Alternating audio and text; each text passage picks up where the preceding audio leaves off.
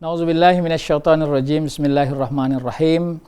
Assalamualaikum warahmatullahi wabarakatuh.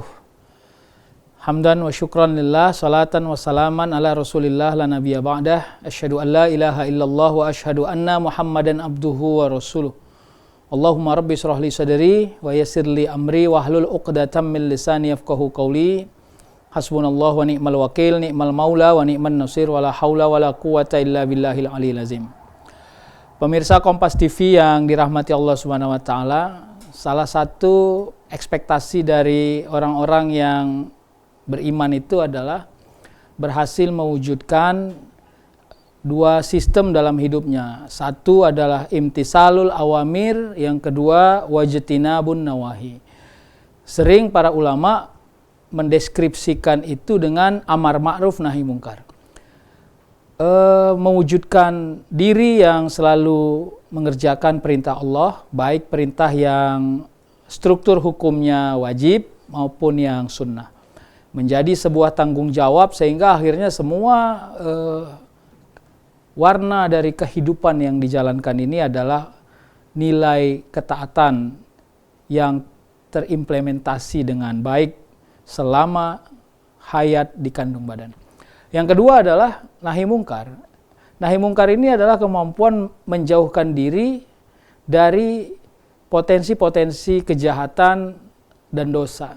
Dan dua hal inilah yang bersimpul menjadi satu, sehingga akhirnya siapapun seseorang yang mengaku dirinya mukmin, maka karakter itu akan dipertanyakan kepada dirinya, termasuk nanti yang paling utama di alam yaumil hisab.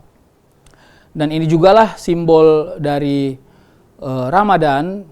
Begitu dihadirkan kepada setiap mukmin dalam setiap tahunnya, maka nilai yang harus berhasil diwujudkan setiap mukmin dari Ramadan itu adalah menerjemahkan imtisalul awamir wajtinabun nawahi tadi. Berupaya menjadi orang yang selalu menegakkan dengan konsisten dan istiqomah segala perintah Allah, dan berupaya menjauhkan jarak diri dari dosa-dosa dan kejahatan. Semoga kita selalu dalam lindungan Allah Subhanahu wa taala. Shalawat dan salam kita hadiahkan kepada Rasulullah sallallahu alaihi wasallam. Mudah-mudahan kita tetap istiqomah menjadikan Rasulullah sebagai uswatun hasanah. Pemirsa Kompas TV yang dirahmati Allah Subhanahu wa taala, momentum yang paling besar bila kita sampai kepada bulan Ramadan itu adalah meyakini bahwa Ramadan itu sebagai simbol kebaikan. Nilai dari kebaikan yang disimbolkan itu harus diwujudkan mulai dari kebaikan yang paling kecil, kelihatannya sederhana, tapi bisa kita wujudkan dalam bentuk yang kuat dan besar. Apalah lagi amal-amal yang memang sudah disebutkan sebagai pamungkas atau punya nilai yang tinggi derajatnya kepada kita. Namun yang paling berat adalah menyesuaikan ritme daripada semua ketaatan itu. Kadang-kadang kita terjebak dengan rasa malas, rasa capek, rasa jenuh, ya mungkin sebab kita masih punya dominasi akal yang kalkulatif, ya, berhitung-hitung. Kita merasa bahwa kalau sudah masuk Ramadan misalnya 10 hari pertama kita sudah cukup banyak amalnya, lalu energinya mulai terkuras di Ramadan fase kedua, dan mungkin nanti merasa capek di fase ketiga.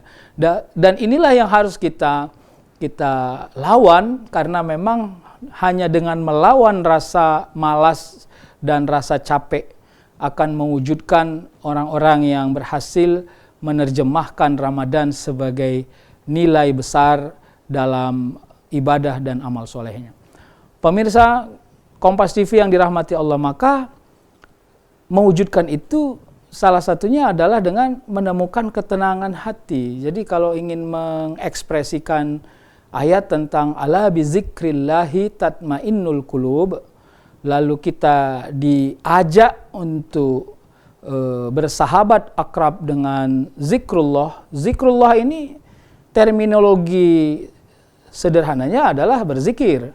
Tapi tolong jangan dianggap itu sebagai satu-satunya jalan untuk mewujudkan zikrullah itu. Karena zikrullah itu zikir yang diucapkan atau dilisankan sifatnya sangat instrumental. Karena wujud dari zikrullah itu adalah kemampuan menerjemahkan diri sebagai orang yang baik sesuai dengan zikrullah itu tadi. Nah, Ramadan itu di situ kan kita diajarkan bersabar, bersyukur, ya, memaknai puasa atau tidak makan dan tidak minum ini sebagai ekspresi dari menghilangkan rasa rakus, rasa tamak, sehingga akhirnya kita bisa memiliki kekuatan itu. Nah, kalau sudah ada kendali yang kuat di dalam hati kita, maka ala bizikrillahi tatmainnul qulub, maka ketenangan hati dan ketenangan jiwa itu akan mewujudkan tubuh atau jasmani yang cenderung lebih kuat. Jadi mampu menjaga keseimbangannya. Orang yang lapar melihat orang yang makan cenderung selera. Tapi bila berhasil mewujudkan ketenangan hati dengan zikrullah tadi, maka dia tidak akan pernah merasa cemburu kepada orang yang makan, sebab dia meyakini bertahan dalam puasa sebab niatnya karena Allah jauh lebih tinggi nilainya dibanding terjebak dengan makan tadi. Nah, kira-kira inilah ekspektasi yang mau diwujudkan ketika ingin menerjemahkan Ramadan sebagai simbol ketenangan hidup. Jadi keseimbangan orang yang sedang berpuasa itu sangat akumulatif. Seimbang dalam konteks tidak makan dan tidak minum, seimbang dalam konteks pergaulan, seimbang dalam konteks kejujuran, dan semua wujud-wujud dari pekerjaan hidup kita yang setiap hari kita laksanakan. Ramadan harus kita jadikan sebagai miniatur perubahan diri untuk menerjemahkan orang yang tenang. Orang yang tenang itu meskipun dia memiliki kesulitan, meskipun dia memiliki kesusahan, tapi dia berhasil memendam itu karena dia meyakini bahwa semua perubahan-perubahan perjalanan hidup ada hubungan yang erat dari hajat dan wujud yang Allah sudah berikan kepada dirinya.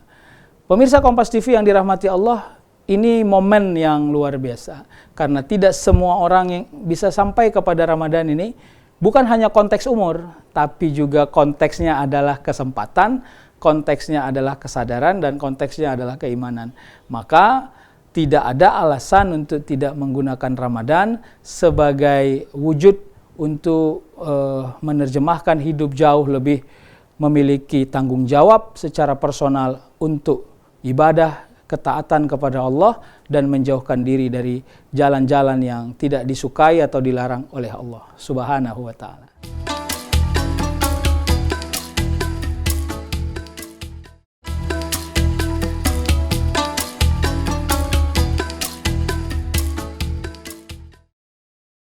Pemirsa Kompas TV yang dirahmati Allah Subhanahu wa ta'ala. Nah, inilah yang menjadi nilai yang harus kita tunjukkan.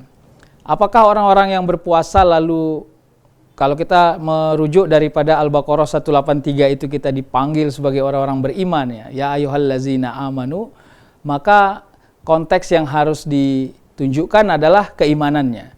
Orang-orang beriman itu ya berhasil mengendalikan diri pada hal-hal yang boleh saja unpredictable, sesuatu yang dia tidak duga-duga, tapi dia bisa bertahan di situ.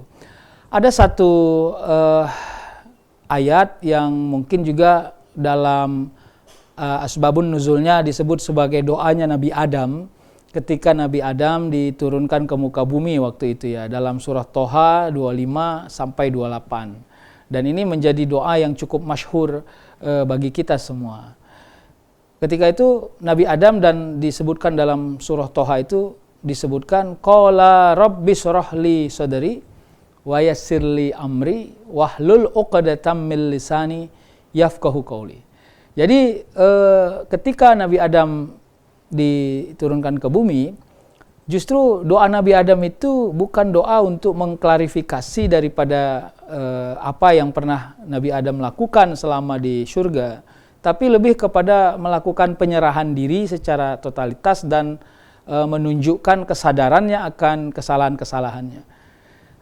Dan inilah yang menjadi nilai kepada diri kita. Kalaupun seandainya doa Nabi Adam yang kita sebutkan tadi ada hubungannya juga dengan Rabbana zolamna anfusana wa illam taghfir lana wa tarhamna lanakunanna minal khasirin. Maka ada juga energinya dengan doa Nabi Musa.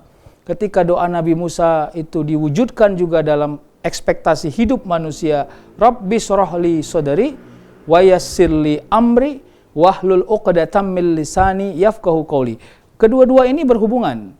Satu, mengakui bahwa diri punya potensi menzalimi diri sendiri karena kita suka punya niat yang baik tapi tidak berhasil bertahan dalam niat yang baik itu, sehingga kita sering gagal di tengah-tengah perjalanan kehidup kita dan kita diharuskan untuk merubahnya.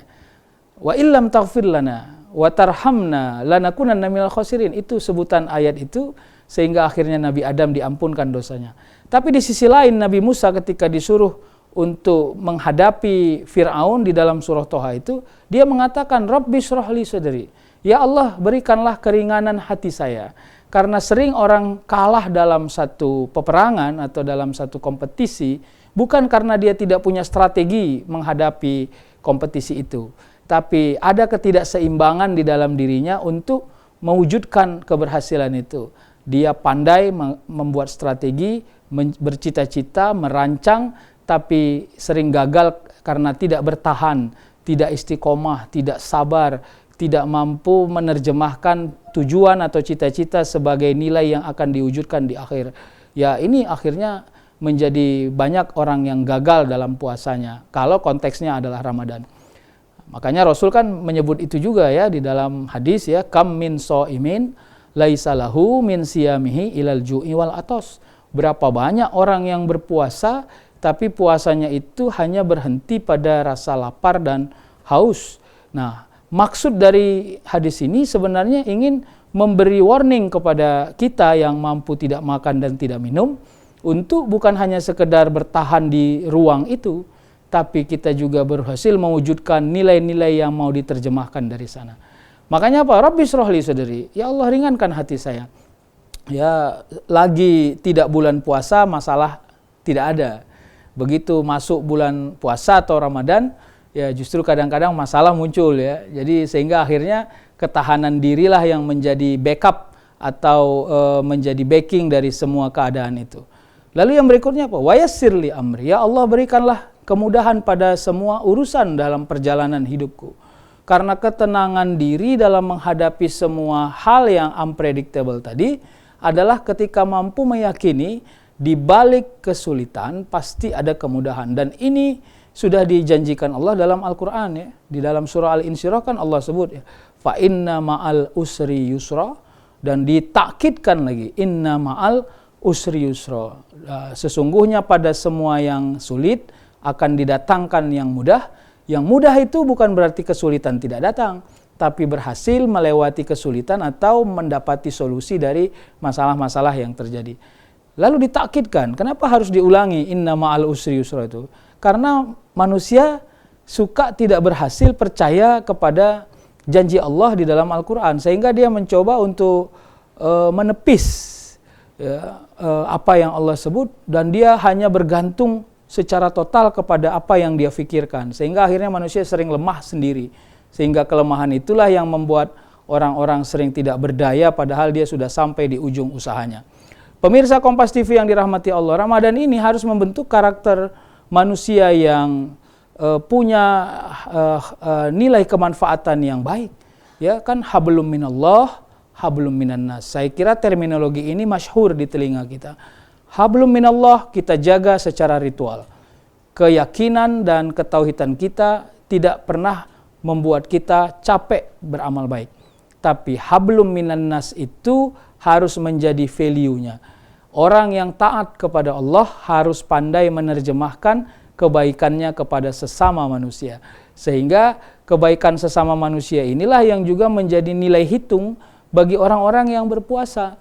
Makanya ada sedekah, ada berbagi, ada memaafkan, ada memudahkan, yang saya kira ini menjadi kata-kata kunci untuk setiap nilai yang bisa diterjemahkan dari orang-orang yang berpuasa itu. Lucu bila kita misalnya berpuasa tapi masih cenderung berbohong, ya masih cenderung menzalimi orang, masih cenderung menganiaya dalam konteks kehidupan, ya, sehingga akhirnya kita nggak berhasil melihat apa sih ekspektasi dari orang-orang yang berpuasa, dan sehingga akhirnya begitu di ujung masuk kepada bulan Syawal, selesai kita Ramadan, kita tidak pandai menilai perbedaan apa yang bisa kelihatan dari awal orang berpuasa, ketika orang sedang berpuasa, dan pada akhirnya akan mengakhiri puasa itu. Pemirsa Kompas TV yang dirahmati Allah, inilah yang menjadi nilai-nilai dasar yang harus kita kunci di dalam diri kita, agar Ramadan yang bila kita mendapati, mengerjakan dan melewatinya, kita berhasil berubah kepada sesuatu yang lebih baik.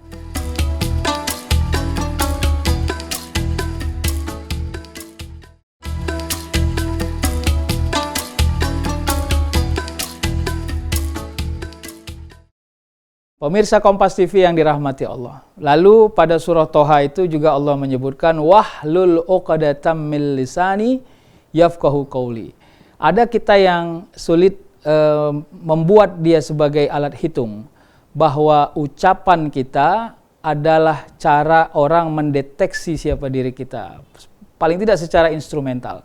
Nah, orang-orang yang berpuasa itu sebenarnya mampu memperbaiki lisannya. Nah, ini juga yang kita sebut tadi seperti bagian dari cara orang yang menerjemahkan ketenangan hidupnya ketika dia menjadikan Ramadan sebagai tempat pelatihan menenangkan hidup atau memperbaiki hidup. Jadi ucapan itu kan menjadi cemeti, ya. Makanya kita mungkin sering mendengar mulutmu adalah harimaumu. Hati-hati, kadang-kadang kita pandai menceritakan yang baik tapi sekaligus memperlebar keburukan misalnya, ya. Ada orang misalnya bilang, saya suka orang putih, tapi saya tidak suka orang hitam. Ya, sebenarnya kalimat ini bagus dalam narasi kebenaran, tapi bila dia sudah menyebut tidak suka orang hitam, berarti dia sedang mencemooh secara tidak langsung orang yang hitam misalnya.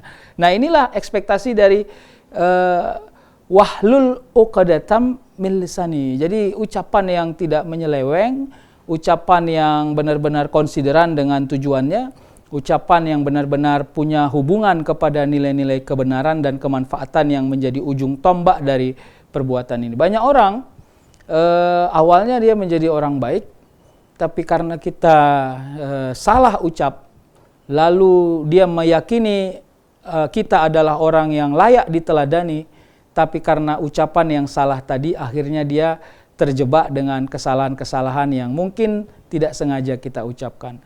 Orang yang berpuasa itu pandai bernarasi dengan baik, ya. Makanya pada hadis yang lain kan Allah juga menyebut, Rasul juga menyebut, ya, man kana yu'minu billahi wal yaumil akhir falyakul khairan aw liyasmut. Ya, ini ada di dalam Bukhari dan Muslim, ya, di dalam kitab Arba'in. Siapa orang-orang yang beriman kepada Allah dan hari akhir, maka falyakul khair, dia berhasil berbicara dengan yang baik. Khair itu terminologinya bukan hanya benar, tapi kebenaran yang sesuai dengan keadaan yang sedang terjadi. Auliyasmud, atau dia diam. Jadi diam dalam terminologi hadis ini, diam yang bahkan tidak punya manfaat. Jadi diam itu ada dua. Satu as-sukut, yang kedua as-somtu atau al-yasmud tadi dalam hadis tadi. As-sukut itu adalah diam yang punya makna. Sering disebut as-sukutu alamatur ridha, diam tanda orang setuju. Ini sering dipakai ketika seorang melamar seorang perempuan untuk dinikahi, lalu dia diam, tidak menjawab. Maka diamnya itu dianggap sebagai diam yang punya makna sebagai setuju. Namanya as-sukut. Tapi pada hadis itu disebut as-somtu. Falyakul khairan aw liyasmut. Diam yang tidak punya makna itu ternyata dalam hadis itu disebut jauh lebih baik daripada orang yang bicara tapi hasil dari pembicaraannya itu justru tidak menerjemahkan kebaikan. Diamnya orang tidur, diamnya orang yang tidak sadar, diam orang yang sedang di luar kendali sehingga yang dia ucapkan tidak bisa diambil sebagai tanggung jawab, itu disebut sebagai as-somtu. Pemirsa Kompas TV, makanya orang yang berpuasa harus pandai mengajarkan lisannya untuk lebih bijak berbicara. Kadang-kadang hasil pembicaraan kita tidak menyentuh kebenaran apapun sama sekali. Lalu disebut pada akhir ayat itu yafqahu qauli. Yafqahu qauli itu sugestinya adalah bahwa yang kita ucapkan seimbang dengan tujuannya. Yufaqih atau difahami, bukan hanya sekedar diketahui tapi juga dipahami. Karena orang yang memahami akan cenderung berusaha untuk mengaplikasikan dari apa yang dia sudah pahami.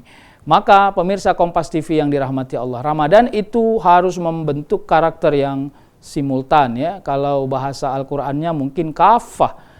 Ya ayyuhallazina amanu dukhulu fis-silmi kafah. Wahai orang-orang beriman, masuklah kau ke dalam agama Allah itu dengan totalitas ya, sempurna.